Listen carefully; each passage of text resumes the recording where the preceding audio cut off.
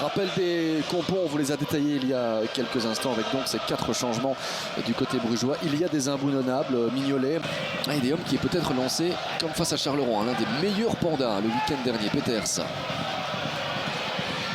Christy Davis pour Charles Cook qui va aller fixer Scovolsen.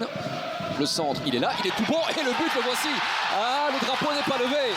Le drapeau n'est pas levé, je vous parlais de Gary Magnier qui joue devant ses parents cet après-midi. C'est lui qui vient mettre sa tête, mais quel oubli dans le petit rectangle.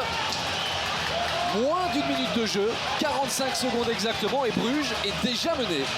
Et regardez sur ce centre, c'est un peu trop facile. On le laisse entrer, il n'y a pas de position de hors-jeu. Non, il n'y a pas. Mais au niveau du marquage aussi, moi je regardais le marquage.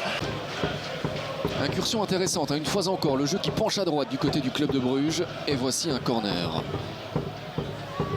Alors, Jutgla, on le suit des yeux. Il y a Hendry et il y a finalement Jutgla. Et bien voilà l'égalisation.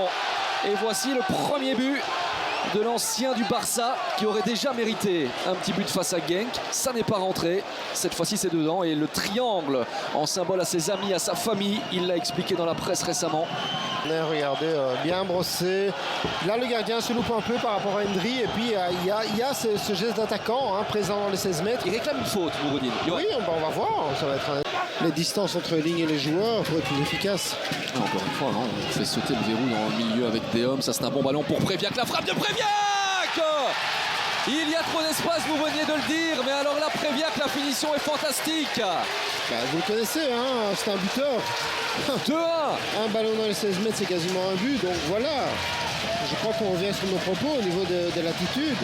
Et là, il y a l'efficacité en plus. Ce n'était pas le cas face à Charleroi. On voit cette possibilité. Et là, directement, l'instinct du buteur. Contrôle, frappe. Il savait ce qu'il voulait faire. Il la place parfaitement. Mignolet.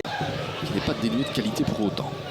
Van Gelecton, bah oui, qui se dit je suis bien haut sur le terrain, mais venez quand même apporter une solution. Quelle place encore une fois, quelle facilité, la verticalité des germanophones. Nous et Mignolet qui a le gant droit qui chauffe. Position, je ne vais pas toujours revenir sur le même, mais il est de nouveau en position 2 fois sur la même phase et c'est 2 fois à nous qui est dangereux.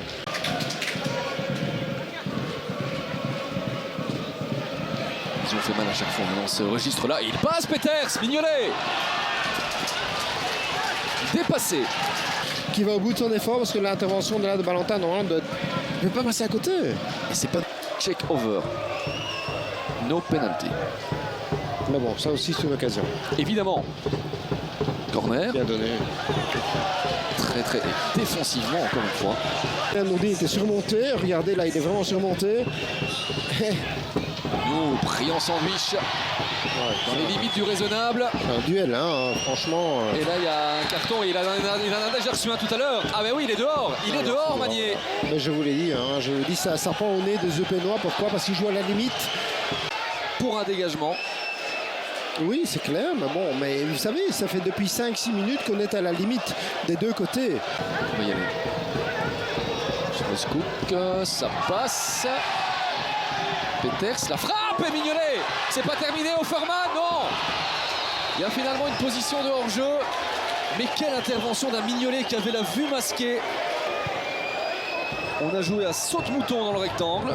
Ouais, honnêtement, vite tourner la page. C'est terminé. C'est terminé, c'est historique aussi.